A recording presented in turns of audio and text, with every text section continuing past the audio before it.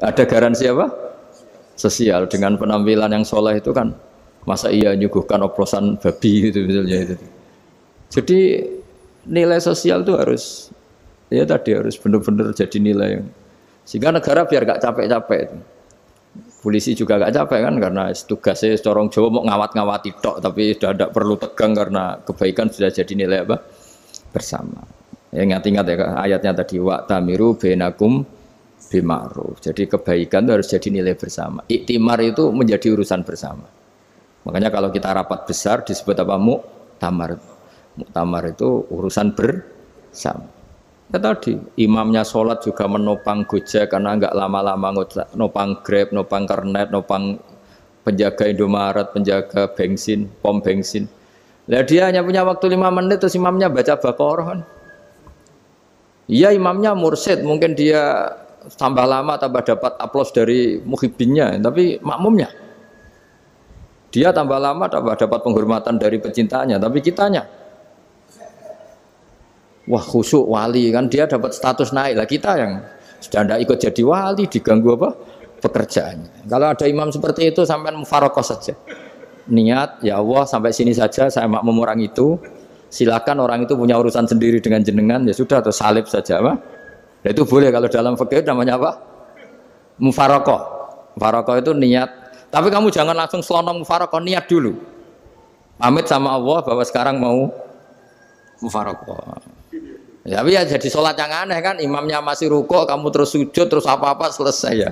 Mungkin dalam pandangan itu orang lain ini maksudnya makmum gimana ini kok begini. Tapi sudahlah Allah Maha tahu. Nah, insya Allah dimaklumi. Ya saya baca tentang Fatihah ya, karena sampean pasti sering baca Fatihah. Supaya apa? Sekaligus jadi jimat lah gitu. Jadi kalau kamu sering di jalan-jalan yang mungkin sepi atau mungkin kan tidak semua teman Grab itu nasibnya bagus yang di Semarang Jogja. Mungkin yang di Kalimantan di Papua kan ada yang 10 kilo gak ketemu rumah, ya kan?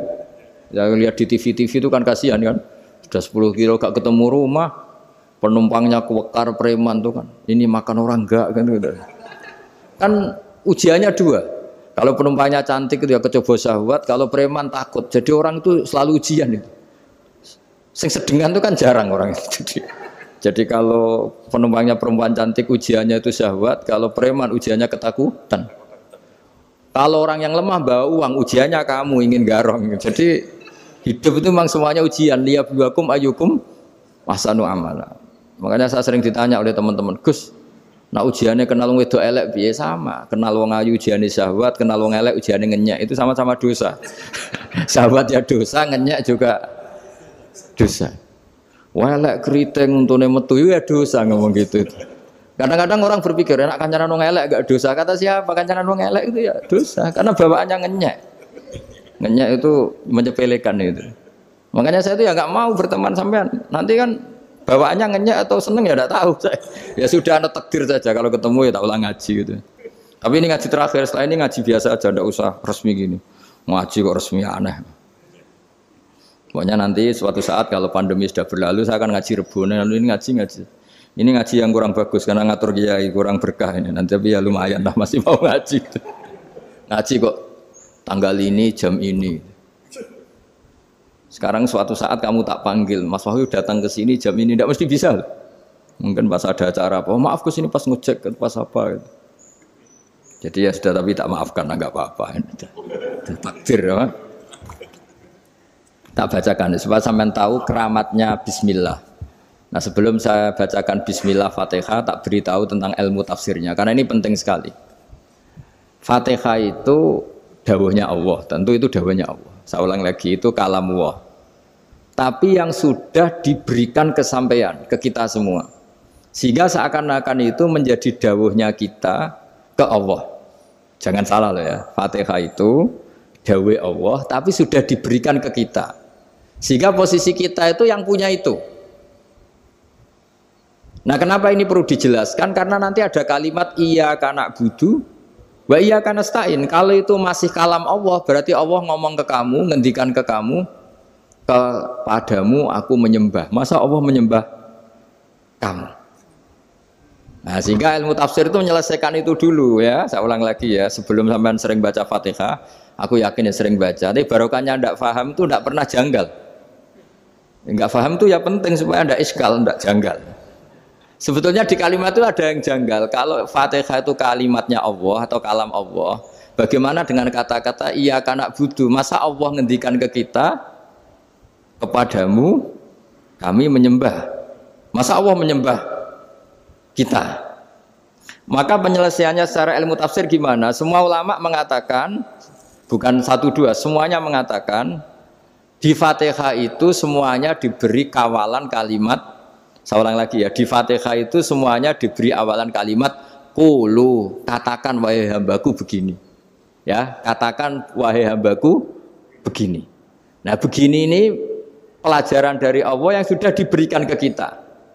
Terus kita mengatakan bismillahirrahmanirrahim, alhamdulillahirabbil, termasuk kita mengatakan iyyaka na'budu wa iyyaka nasta'in.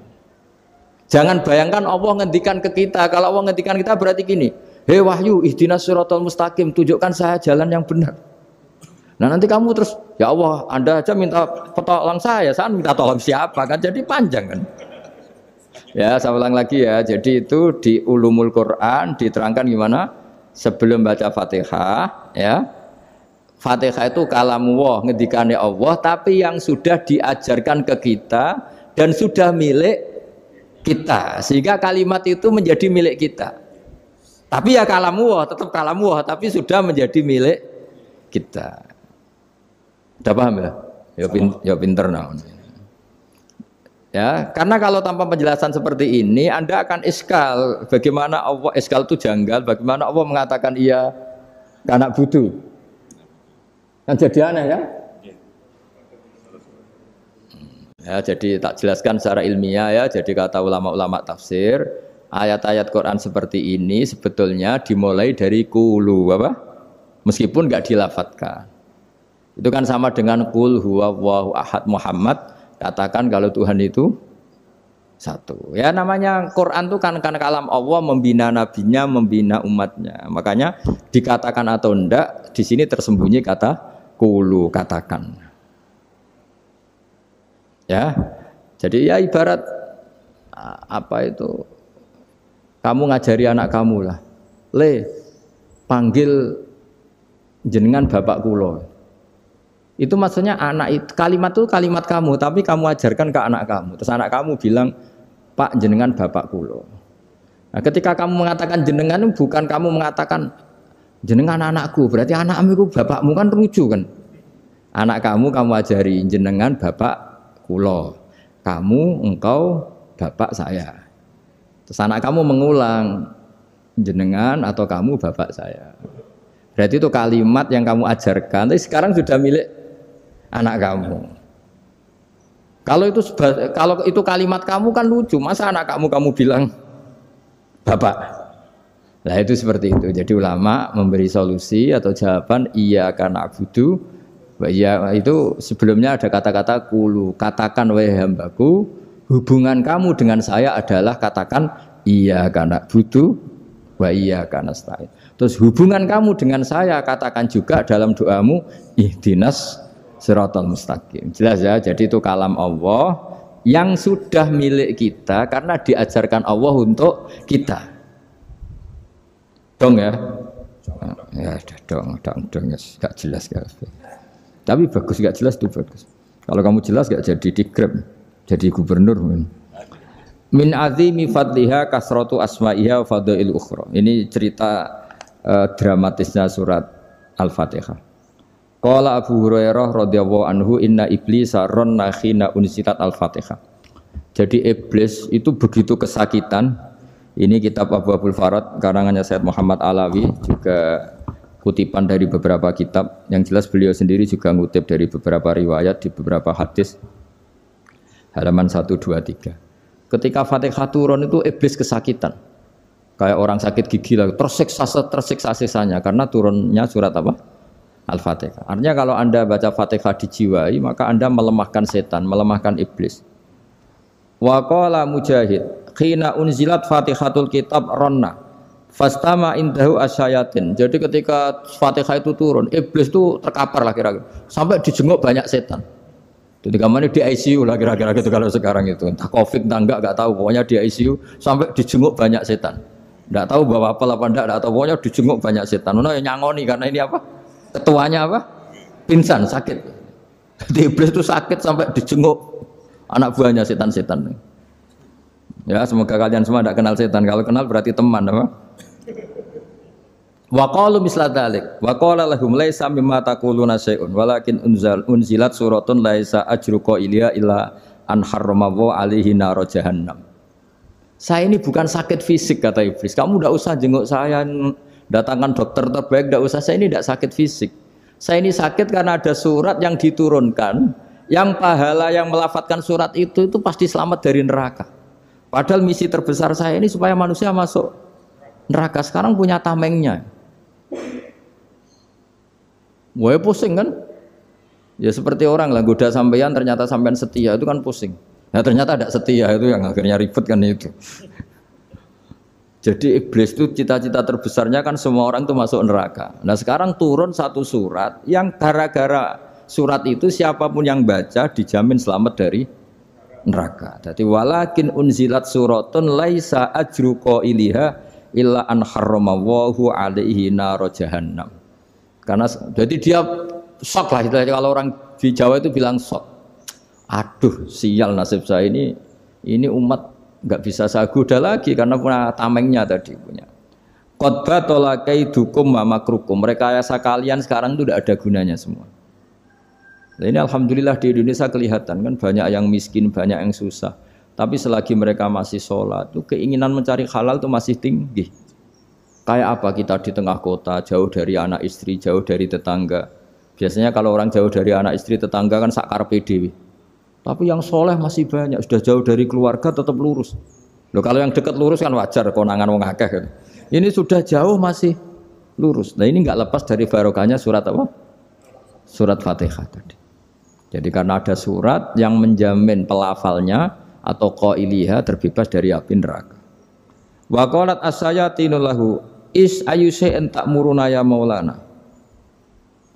Faqala lahum idhabu wajtahidu hatta tukhfilu qulubahum hatta la yaqulu hadhihi surah. Lalu kita gimana? Jari para setan gitu. Lalu kita gimana? Terus kata iblis, sudah bikin mereka lupa sehingga tidak baca lagi. Selagi masih baca kita pasti keok. Jadi kalau sampean sudah jarang baca Fatihah itu berarti sudah bagian dari kemenangan apa? Iblis. Jadi kalau sampean sudah jarang baca Fatihah itu berarti bagian dari kekalahan Anda, kemenangan iblis. Masih sering baca? Berapa kali? 5 kali sholat. Terus apa lagi? Kalau ngajarin anak-anak juga saya juga. Kok 5 kali tok itu? Berarti pas sholat fardu tok itu? Enggak 5 kali itu mendingan itu 17. Kamu itu ngitungnya jangan 5 ini. 5 waktu itu berarti lumayan kan? Berapa? 17 ya? Iya. 17 ya? Ya. 17 tapi kalau makmum tuh sering separuh kan, apalagi makmum tarawih. Ya kan? Makmum tarawih itu bacanya Fatihah ada yang sempurna enggak ya? Ya enggak lah. Baru alhamdulillahirabbil alamin mampu ruko ikut ruko ini gitu. Makmum kan yang tarawih lah Mas. Kalau tarawih jarang sempurna ya.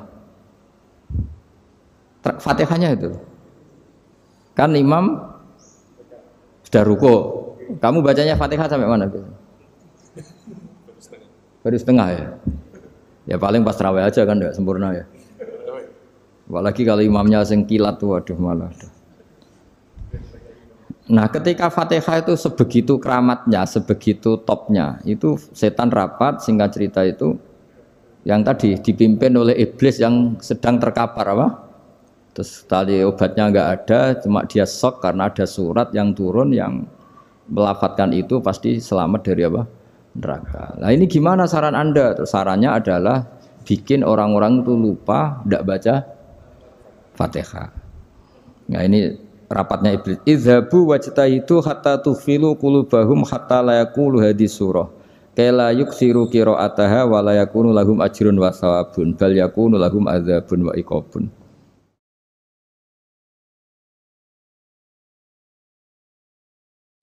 Jadi saya mohon selama ini Anda sudah baca, tapi mungkin hanya rutin saja. Napa rutin saja? Tapi barokahnya ngaji ini kamu punya kekuatan atau punya semangat membaca karena ini surat yang luar biasa. Ibarat gini, kalau sampean tanya, saya juga sering mikir, masa Gus hanya surat kok punya kekuatan seperti itu?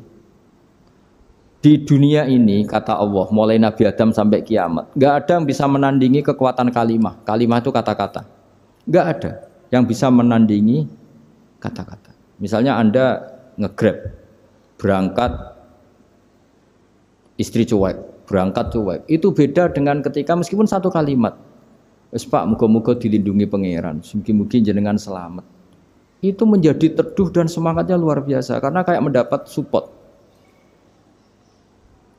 Jadi kira-kira kalimat itu hubungannya kita dengan Allah, Fatihah itu seperti itu. Kamu melafadzkan satu kata-kata yang dibenarkan langit bumi, dibenarkan aras, dibenarkan malaikat, dibenarkan semua penghuni di dunia ini. Sehingga itu efeknya luar biasa. Itu seperti gini ya, kamu cerai sama istri, terus nikah lagi katut babon. 10 tahun anak kamu dididik, ibunya benci kamu.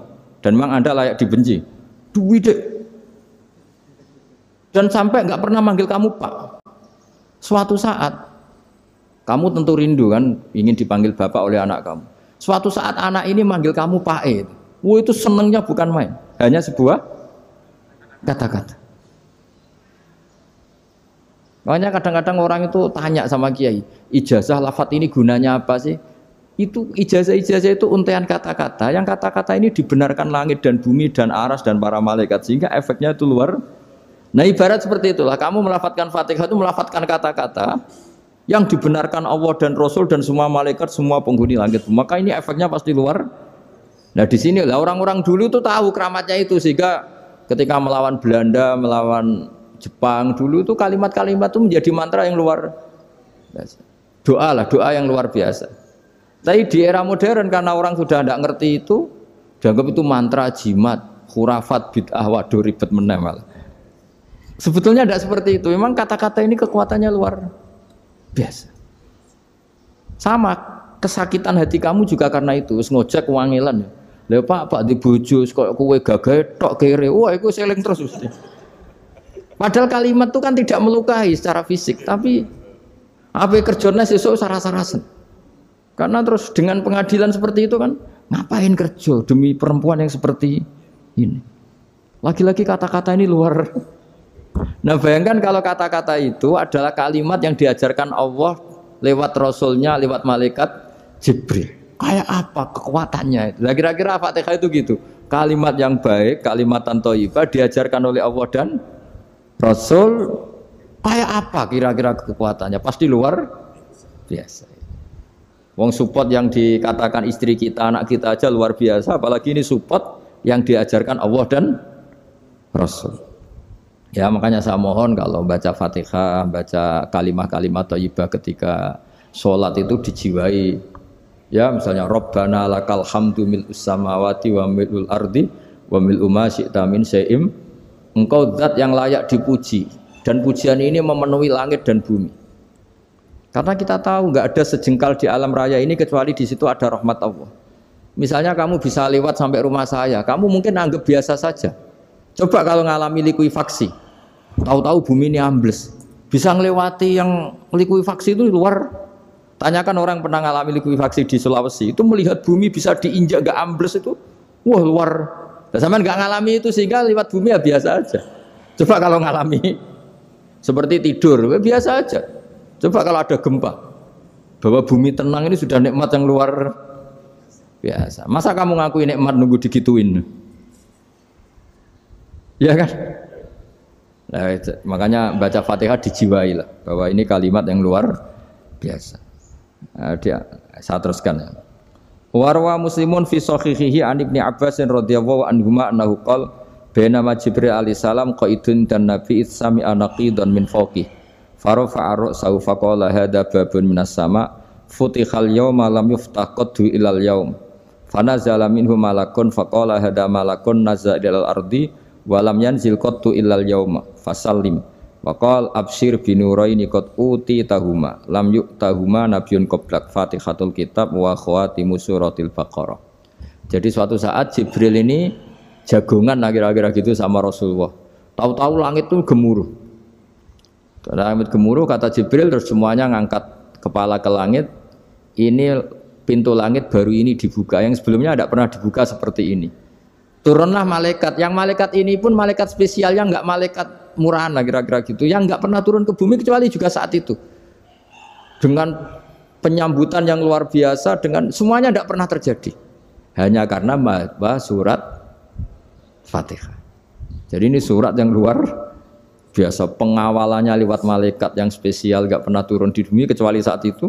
Penyambutannya juga nggak pernah seperti itu, baru seperti itu. Jadi semuanya itu spesial. Nah, kenapa ini spesial? Karena di situ ada isi puja-puji kepada Allah Subhanahu wa Ta'ala. Ada ikrar kita, alhamdulillah rabbil alamin, ar-rahmanir rahim. Ikrar ini penting. Kalau contoh paling gampang gitulah. Kamu punya istri selama ini cerewet terus. Suatu saat ngomong, "Pak, tak angen-angen ra ono wong lanang koyo sampeyan." Wah, itu langsung tidak ada lelaki sebaik engkau. Itu sama senengnya, masya Allah. Karena ada ikrar dari seorang istri ke kamu. Nah, bayangkan kalau ikrar kita sebagai hamba diakui oleh Allah Subhanahu, maka ikrar ini akan dicatat sebagai kebaikan kita yang kita panen nanti di akhirat. Karena ada ikrar. Kita ikrar bahwa alhamdulillah rabbil alamin. Kita ikrar ar-rahmanir rahim. Kita ikrar maliki yaumiddin. Kita ikrar iyyaka na'budu wa iyyaka nasta'in. Sampean misalnya jadi orang Indonesia, ketemu orang Indonesia yang makmur di Jerman, terus lupa Indonesia. Kamu orang Indonesia? Enggak, saya enggak orang Indonesia. Mangkel gak kira-kira? Mangkel. Karena salah ikrar kan gitu. Ya, jadi saya mohon jangan anggap kalimat itu hal yang biasa, tapi luar biasa. Nggih, ngoten mawon. Assalamualaikum warahmatullahi wabarakatuh.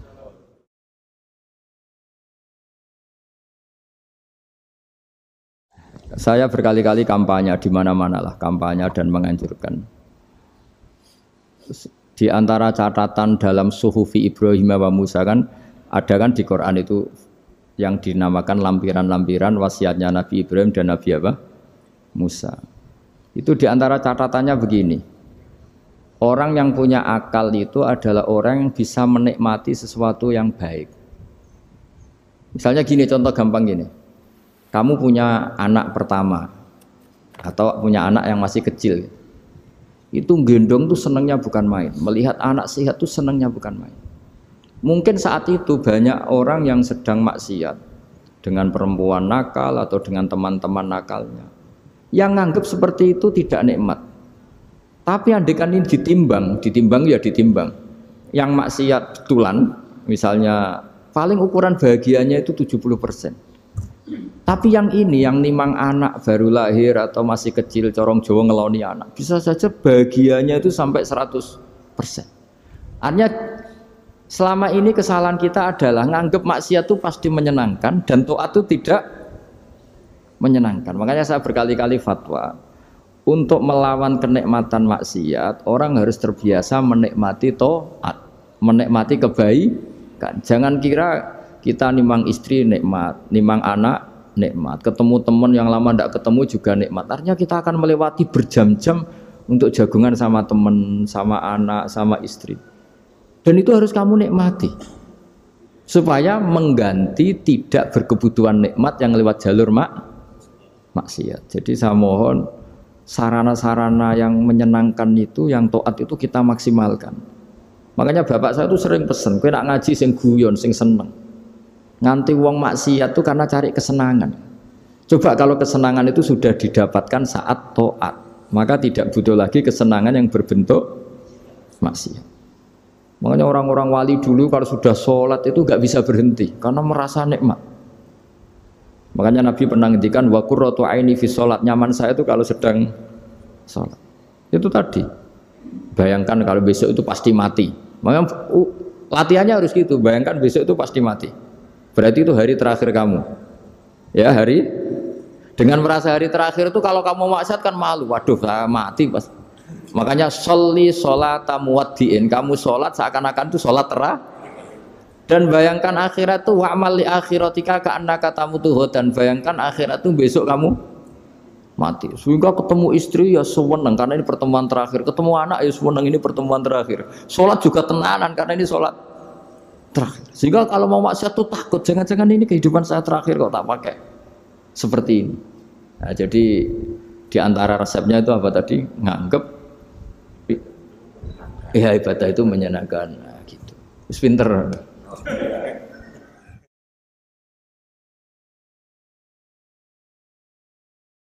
Oke, satu pertanyaan lagi, Gus. Ini ada pertanyaan dari teman-teman mitra driver Grab. Saat mengantarkan barang, tiba-tiba azan waktu sholat, ya, Gus. Lalu kita sebagai driver harus sholat dulu atau menyelesaikan orderan dulu karena itu juga amanah kan orderannya itu. Mungkin nganter barang atau mungkin nganterin penumpang. Mengingat barang tersebut sudah ditunggu pemiliknya dan penumpang tersebut juga sudah ada janji yang lain, pokoknya gitu. Nyuwun pencerahannya Gus gitu. Begini ya, ini kan fikih sosial ya. Saya jawab, ini memang harus pakai fikih, nggak pakai rasa. Saya ulang lagi, pakai fikih, nggak pakai rasa. Waktu sholat itu kan banyak ya, diantaranya maghrib dan isya, duhur dan asar, terus subuh sendiri. Ya, ben sampean belajar fikih, orang belajar tasawuf ya. Nah, kalau subuh itu tidak ada toleransinya kalau waktunya sudah tinggal 10 menit karena tidak ada jamak. Ya, tidak ada apa? Jamak. Sehingga misalnya kalau kamu ngojek waktu tinggal 10 menit ya harus sholat. Tapi kalau sekedar dengar azan ya, ini penanyanya kayaknya itu teman kamu jadi fikihnya kayak kamu nggak jelas. Azan itu kan bukan akhir waktu sholat. Azan itu bukan akhir waktu sholat tapi awal sholat. Itu udah harus supir Grab, udah harus supir Gojek. Meskipun kamu makan ada azan ya teruskan saja kan udah akhir waktu sholat. Anda menerima tamu, gendong anak atau sedang nyupir atau sedang bercengkrama sama teman. Kalau ada azan ya nggak apa-apa misalnya diteruskan. Kan bukan akhir waktu sholat. Yang benar-benar harus ditinggalkan itu kalau waktu sholat misalnya tinggal 7 menit. Atau tinggal 8 menit. Waktu yang mau tidak mau kamu harus tasarrufkan, kamu peruntukkan injury time ya, injury time. Ya, gitu aja kok nggak tahu ya. Nah, lalu misalnya, kalau pertanyaan tadi mestinya kelasnya itu kelas afdoliyah. Utamanya gimana? Kalau wajibnya belum ada karena kan waktunya masih panjang. Jadi pertanyaannya bukan wajibnya tapi sebaiknya karena ini semuanya belum mendesak kan? Andai kan kamu teruskan nganter barang kan tidak ada jaminan waktunya habis. Padahal kalau kamu memaksa sholat mungkin citra kamu sebagai supir Grab tidak baik karena dianggap mengabaikan konsumen. Nah, terus kedua menyangkut jarak. Oke seperti itu. Nah sekarang kalau pertanyaannya dibalik, makanya yang dibalik ini agak ribet. Waktu sholat tinggal 8 menit. Ada konsumen yang minta diantarkan saat itu dan acaranya ke mall happy-happy, maka fatwa kita sebagai ahli fikih ya tantang saja, saya mau sholat dulu, kalau enggak sabar ya silakan cari yang lain kalau acaranya ke mall. Tapi kalau acaranya kelahiran atau transfusi darah atau mau nganterin darah ke pasien yang sudah koma, maka kita langsung, karena ibadah sosial itu didahulukan mengalahkan ibadah yang haknya Allah karena Allah itu zat yang tidak butuh ibadah kalian. Tapi kalau pasien ini kalau enggak nang kesampaian darahnya mati misalnya, jadi kamarnya Allah lebih apian lah gitu. Makanya masyhur kalau dalam fikih hak Allah sama hak adami ini dimenangkan hak adami, tapi bukan karena Allah kita kalahkan. Allah tidak butuh itu semua gitu. Jadi dikalahkan tapi bukan karena kalah, justru karena tidak butuh. Ya ibarat gini lah, Allah itu saking baiknya Allah kan pasti di atas orang tua kita, itu pasti ulang lagi, baiknya Allah pasti di atas orang tua kita saja baik apalagi Allah. Misalnya orang tua kamu butuh uang 5.000, adik kamu butuh uang 5.000, adik kamu yang kecil atau ya, kira-kira orang tua kamu itu nyuruh dikasihkan beliau apa ke adik kamu, kira-kira saja ke adik kamu.